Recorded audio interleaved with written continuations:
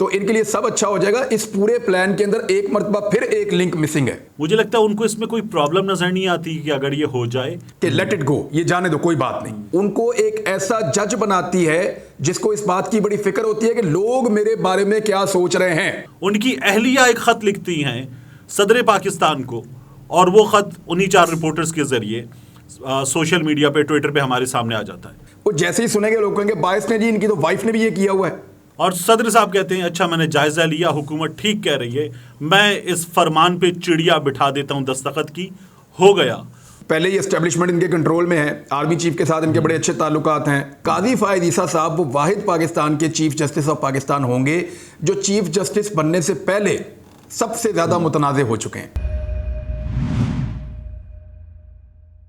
अच्छा, मुझे इसमें भी एक प्रॉब्लम नजर आती है। ये जो आप कह रहे हैं ना कि उनको इससे बचना चाहिए, मुझे लगता है उनको इसमें कोई प्रॉब्लम नजर नहीं आती कि अगर ये हो जाए, इसलिए कि वो एक खत लिखते हैं बंदयाल साहब को। वो खत 4 रिपोर्टर्स, जिनके नाम मुझे आपको सबको मालूम है, उन 4 रिपोर्टर्स के जरिए सोशल मीडिया पे आ जाता है। वो एक खत लिखते हैं सदर पाकिस्तान को, वो खत उन 4 रिपोर्टर्स के जरिए सोशल मीडिया पे आ जाता है। उनकी अहलिया एक खत लिखती हैं सदर पाकिस्तान को, और वो खत उन्हीं 4 रिपोर्टर्स के जरिए सोशल मीडिया पे, ट्विटर पे हमारे सामने आ जाता है।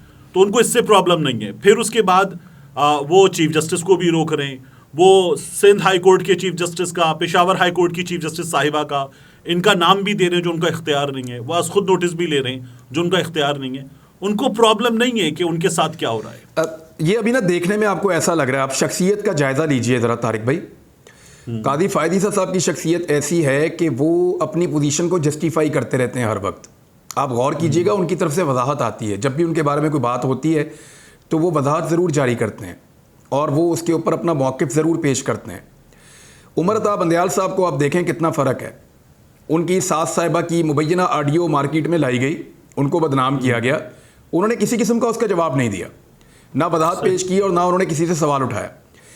ये जो दरिया जैसा ज़र्फ़ है ना, ये सबका होता नहीं है। मैं कोई तारीफ़ नहीं कर रहा उमर अता बंदयाल की, वो चीफ जस्टिस ऑफ पाकिस्तान है, उनके फैसलों से मुझे इख्तलाफ भी रहा है। साइफर खोले बगैर उन्होंने 1 साइडेड डिप्टी स्पीकर की रूलिंग को उड़ा दिया था। भाई आप साइफर तो खोल लेते, साइफर खोलते जिसकी बुनियाद के ऊपर वो रूलिंग दी गई है, उस बुनियाद को देखे बगैर आप रूलिंग कैसे उड़ा सकते हैं। जस्टिस उमर अता बंदयाल साहब का कारनामा हमें हमेशा याद रहेगा, और भी इनके बड़े कारनामे हमें हमेशा याद रहेंगे। लेकिन मैं ये बात कर रहा हूं कि उनको इस बात की परवाह नहीं होती कि लोग उनके बारे में क्या सोच रहे हैं और क्या कर रहे हैं। वो एक ऐसी शख्सियत के मालिक हैं। यानी मैं आपको ये बता देता हूं कि ये बड़ा मुश्किल होता है कई लोगों के लिए कि उनके ऊपर तनकीद हो रही हो और वो उसको हजम कर जाएं या खामोशी से उसको सुन लें या वो उसको जाने दें। यानी वो गो इन द एयर होता है ना एक, कि लेट इट गो, ये जाने दो, कोई बात नहीं। हर बॉल को खेलना जरूरी नहीं है, वेल लेफ्ट आपको करना होता है। बिल्कुल। तो काजी फायद ईसा साहब जो है ना, उनकी शख्सियत में ये नहीं है। काजी फायद ईसा साहब से सब्र नहीं हो पाएगा। देखें, उनको पूरे इख्तियारात के साथ चीफ जस्टिस बनना है और वो हर चीज़ के अंदर मुदाखलत भी करेंगे। उनको मीडिया के अंदर भी रहना है और मीडिया उनके बारे में क्या कहता है इस बारे में वो बड़े फिक्रमंद भी रहते हैं, काजी फायद ईसा साहब। तो ये जो फिक्रमंदी और ये सारी चीज़ें हैं, उनको एक ऐसा जज बनाती है जिसको इस बात की बड़ी फिक्र होती है कि लोग मेरे बारे में क्या सोच रहे हैं या मीडिया मेरे बारे में क्या लिख रहा है। तो काजी फायद ईसा साहब के लिए प्रॉब्लम बड़ा होगा, माने या ना माने, हम खुद देखेंगे ये होता हुआ। ठीक। अच्छा, एक सीना गज़ट प्लान भी चल रहा है। वो प्लान ये है कि गालिबन 9 तारीख आरिफ अलवी साहब मनसब सदारत से उतरते हैं। सादिक संजरानी साहब, क्योंकि इलेक्टोरल कॉलेज है नहीं, तो सादिक संजरानी साहब कायम मकाम सदर। फिर उसके बाद ये हुकूमत कहती है कि जनाब हालात नहीं है इलेक्शन के, भागना 1 साल तक। और सदर साहब कहते हैं अच्छा मैंने जायजा लिया, हुकूमत ठीक कह रही है, मैं इस फरमान पे चिड़िया बिठा देता हूं, दस्तखत की हो गया। उसके बाद ये जाता है अदालत में, और अदालत में वहाँ से जो फैसला आता है वो फैसला आपको बताता है कि हाँ जी हालात तो नहीं है। तो ये 2 तब्दीलियाँ, इन 2 तब्दीलियों का इंतज़ार है। सीना गज़ट इस प्लान से आपको लगता है कि इस पर भी बड़ी संजीदगी से गौर हो रहा है कि यही कर लिया जाए? अच्छा, जो ये इमरजेंसी है ना, इमरजेंसी के प्लान में 6 महीने की प्रोविज़न मौजूद है। ये 6 महीने तक कर सकते हैं, लेकिन उसके लिए इनको पहले पाकिस्तान को डिफ़ॉल्ट डिक्लेयर करना पड़ेगा।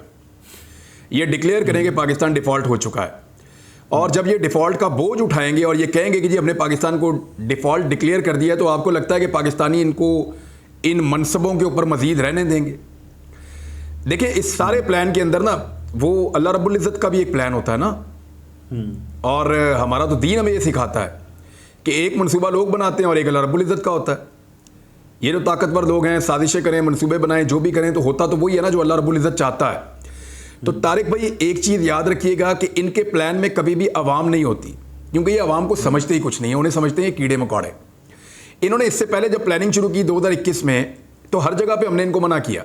मैंने 2020 के इख्तिताम पे ये वसीम बदामी के प्रोग्राम में कह दिया था कि मुसीबत पड़ जाएगी, ये ढोल आपसे नहीं बजाया जाएगा जो आप करने जा रहे हैं। बहरहाल इन्होंने प्लान किया हुआ था, पहले 2019 में किया हुआ था, फिर कोविड आ गया, फिर 2020 के इख्तिताम पे दोबारा कहानी शुरू हुई, 2021 के अंदर सूरत हाल और ख़राब हो गई, 2022 के शुरू में इन्होंने अचीव कर लिया अपना टारगेट के निकालो इमरान खान को। इनके पूरे प्लान के अंदर किसी जगह पे भी पब्लिक नहीं थी।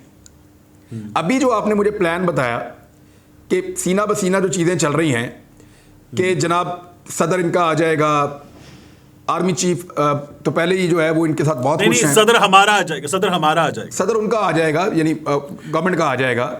हाँ। और पहले ही एस्टेब्लिशमेंट इनके कंट्रोल में है, आर्मी चीफ के साथ इनके बड़े अच्छे ताल्लुकात हैं, और नवाज शरीफ साहब की वो चॉइस हैं बकौल PMLN के।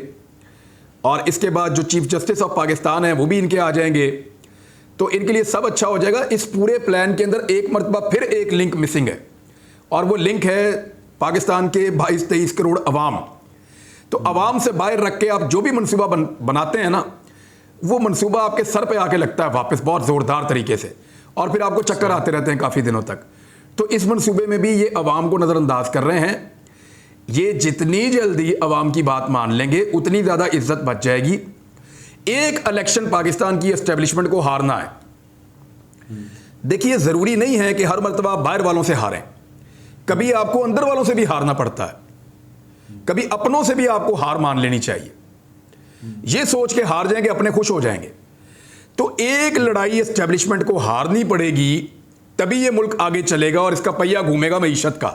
ये जिद पकड़ ली है पाकिस्तानियों ने कि हमने एस्टेब्लिशमेंट को एक मरतबा हराना है। अब अगर एस्टेब्लिशमेंट ने हार नहीं माननी तो लड़ाई लड़के देख लें, मर्जी है। अच्छा, ये बात ये है कि अगर ये नहीं होता, फर्ज कर लीजिए, तो फिर अंजाम क्या है? ये जो हमें चीज़ें नज़र आती हैं, स्टेक्स बहुत हाई है ना, और कमर्शियल स्टेक्स बहुत हाई हैं, मुआशी स्टेक्स बहुत हाई हैं, तो फिर तो ये सिलसिला रुकने वाला नहीं है। आयशा सिद्दीका साहबा की किताब पढ़ी है आपने? उसमें तो वो स्टेक्स बहुत बड़े बता रही हैं। यानी मुझे अभी किसी ने भिजवाई थी, पहले मैं ऐसी किताबों को पढ़ना गुनाह समझता था, लेकिन उसमें तो स्टेक्स बहुत बड़े हैं। सही है। अच्छा, चलें कंक्लूड करते हैं। मैं चूंकि आपको एक मजबूरी पता है, मेरी फैमिली में एक मेडिकल इमरजेंसी की, तो मैं एक अरसे से अब कराची में हूँ, और इमरान खान साहब से हमारी मुलाकात जो है वो नहीं हुई। इमरान खान साहब से आपकी रिसेंटली मुलाकातें हुई हैं। इमरान खान साहब को इस वक्त जो लाइफ थ्रेट है वो कितना सीरियस है? क्योंकि जो बाकी लोग हैं वो जो इंतहाई सस्ती दानिशवरी दिखाते हैं, उस सस्ती दानिशवरी में ये काला बॉक्स सबसे ऊपर है। तारिक भाई, मैं एक बात कहना चाहता हूं पहले आपके प्लेटफॉर्म से, आपसे पूछे बगैर, और जितने लोग इसको सुन रहे हैं, मेरी उन सबसे गुजारिश है कि आप सब लोग तारिक भाई के लिए दुआ करें। ये बहुत सीरियस रिस्पॉन्सिबिलिटीज़ हैं जिनको बेयर कर रहे हैं, और बड़े लंबे अरसे से कर रहे हैं। मुझे सबसे ज़्यादा जिस आदमी के लिए डर लगता है ना कि इसके ऊपर किसी किस्म का अटैक नहीं होना चाहिए, या इसको एक दिन के लिए या एक घंटे के लिए भी इधर उधर नहीं होना चाहिए, वो तारिक भाई हैं। क्योंकि तारिक भाई, मैं ये समझता हूँ कि आप मौजूद नहीं होंगे तो वो रिस्पॉन्सिबिलिटी, देखें, सब कुछ अल्लाह रब्बुल इज़्ज़त के हाथ में होता है, लेकिन आप बड़ी अहसन तरीके से चीज़ों को देख रहे हैं। मैं जानता हूँ आपकी फैमिली को, आपको, और मैं समझ सकता हूँ कि किस कैफियत से आप गुजर रहे हैं। अल्लाह ताला आपको सब्र और हिम्मत अता फरमाए, और अगर कोई आपके बारे में कोई शरपसंद सोच रखता है तो उसको अल्लाह ताला हिदायत दे, क्योंकि इस वक्त हम इस चीज़ को अफोर्ड नहीं कर सकते। स्पेशली मैं आपकी फैमिली की बात कर रहा हूँ। तो मेरी तमाम सुनने वालों से गुजारिश है कि ये जाने बगैर कि प्रॉब्लम है क्या, मैं आपको ये यकीन दिलाता हूँ कि वाकई बहुत बड़ा इशू है, और आप सब दुआ करें कि अल्लाह ताला इसमें मदद फरमाए तारिक भाई की। अब तारिक भाई, अब आप सवाल कर लें, मैं आपको जवाब दे दूंगा। एक्चुअली मैं ये कहना चाह रहा था, आप कभी बात भी नहीं करते, शिकवा भी नहीं करते, लोगों को बताते भी नहीं हैं। सही। तो वही लाइफ थ्रेट इमरान खान साहब का, मैं ये कह रहा था, कुछ सस्ते दानिश्वर, ये हम सहाफ़ियों में भी मौजूद हैं, ये सियासतदानों में भी मौजूद है। देखिए, सस्ती दानिश्वरी में लाइफ थ्रेट निकल जाता है और वो काला डिब्बा उनकी सस्ती दानिश्वरी में सबसे ऊपर होता है। देखिए, मैं एक चीज़ आपको बताता हूं कि इमरान खान की बात ना मानने का अब हमारे पास कोई ऑप्शन बचा नहीं है। उन्होंने कहा था कि मुझे मारा जाएगा, इस तरीके से मारा जाएगा, इस तरीके का बंदा मारेगा, बाद में इस तरह का प्रोपेगेंडा किया जाएगा और इस तरीके से चीज़ों को कवर अप किया जाएगा। जो उन्होंने हमें बताया एग्जैक्टली वही हो गया, एग्जैक्टली वही हो गया। अब हमारे पास कोई वजह नहीं है कि हम कहें कि अब जो वो बता रहे हैं या उनके पास इंफॉर्मेशन है वो वैसी नहीं होगी, क्योंकि एक मरतबा ये वाकया हो चुका है। हम पहले भी इस मुल्क में लीडर्स खो चुके हैं और इमरान खान साहब पे कातलाना हमला हो चुका है। वो गोली अगर 1-1.5 फुट ऊपर जाती तो कहानी खत्म थी। यानी जहां पे वो आदमी खड़ा हुआ था ना, उस जगह से अगर आप उसके पिस्टल का एंगल देखें तो पिस्टल के एंगल के अंदर जब एक आदमी इतने मीटर के फासले पे खड़ा होता है, 25 मीटर के फासले पे, तो उसके पिस्टल के एंगल का सिर्फ आधे इंच का फर्क होता है और सामने जाके जहां पे गोली हिट होनी होती है वहां पे ये फर्क 2-2.5 फुट का पड़ जाता है। तो ये अगर पिस्टल का जो उसका एंगल था वो आधा या 1 इंच ऊपर नीचे होता तो कहानी मुख्तलिफ होती, आप एक लीडर और खो चुके होते। तो इमरान खान साहब को किसी किस्म का रिस्क ले लेना चाहिए। वो जो इकदाम उठा रहे हैं उनको और उठाने चाहिए। इससे ज़्यादा सख्त सिक्योरिटी उनकी होनी चाहिए, क्योंकि रियासत उनको सिक्योरिटी देने पर तैयार नहीं है। और जिस रियासत की जिम्मेदारी है कि वो उनको हिफाजत दे, उसी रियासत को चलाने वाले लोगों में इमरान खान साहब को ख़तरा है कि उनको मारने की सोच है। और वो बार बार कह चुके हैं कि जो लोग रियासत चलाने के लिए ज़िम्मेदार हैं और जो लोग अहम ओहदों के ऊपर बैठे हुए हैं, वो लोग मेरे कत्ल के मंसूबे के अंदर पहले भी शामिल थे और अब भी उन्होंने 6 लोगों के बारे में बताया है, 3 का वीडियो के बारे में और 3 का FIR के अंदर जो उन्होंने दरख्वास्त दी थी उसके अंदर, कि ये लोग मुझे कत्ल कर सकते हैं। अब मुझे आप ये बताएं कि रियासत एक ऐसे आदमी को जिसके बारे में रोज़ वो लिख कर देती है कि इसको खतरा है, कभी कहते हैं कि मजहबी तंजीमों से है, कभी कहते हैं कि बैरून मुल्क एजेंसियों से, कभी कहते हैं कि रॉ मार देगी, कभी कहते हैं कि अफगान इंटेलिजेंस आ जाएगी, कभी कहते हैं कि कोई और इंटेलिजेंस आ जाएगी। तो हर दफ़ा एक नया खतरा इमरान खान के बारे में होता है और उनकी सारी सिक्योरिटी वापस ली हुई है। ये जो विजुअल्स है ना, ये जिनका लोग मजाक उड़ा रहे हैं तारिक भाई कि सर के ऊपर इमरान खान साहब वो पहन कर जाते हैं सिक्योरिटी के लिए, तो मैं आपको ये बता देता हूँ कि इमरान खान साहब के ऊपर बाकायदा स्नाइपर तैनात किए गए। ये इंफॉर्मेशन इमरान खान साहब को मिली है कि उनको मारने के लिए बाकायदा स्नाइपर्स मौजूद हैं जो उनको हिट कर सकते हैं। अब ऐसी सूरत हाल में जब सिक्योरिटी स्टेट देने के लिए तैयार नहीं है और उनको खतरा भी उन्हीं लोगों से है जिन लोगों ने जान बचानी है, तो वो क्या करे? एक आदमी वो अपनी जान बचाने की कोशिश तो करेगा। और इमरान खान को इस बात का पता है कि अगर ये मुझे रास्ते से हटा देंगे तो ये लड़ाई इनके लिए फिलहाल खत्म हो जाएगी और इमरान खान इस लड़ाई में हारना नहीं चाहता, तो इनके लिए सब अच्छा हो जाएगा। इस पूरे प्लान के अंदर एक मरतबा फिर एक लिंक मिसिंग है। एक बात और याद रखिएगा तारिक भाई, ये जो मनाजिर पूरी दुनिया में जा रहे हैं ना, ये मजाक इमरान खान का नहीं उड़ रहा, ये मजाक एक एटमी कुव्वत का उड़ रहा है। Exactly.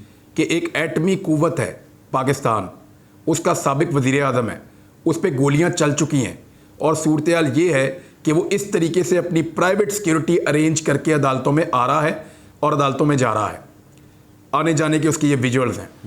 ये जो चीज़ है ना, ये पूरे पाकिस्तान को, पाकिस्तान की एस्टेब्लिशमेंट को, पाकिस्तान की क्रेडिबिलिटी को ये हॉन्ट करेगी। आप मुझे बताएं कि जहां दुनिया में इस तरह के मनाजिर जाएंगे वहां पे लोग पैसे लेकर पाकिस्तान में आएंगे?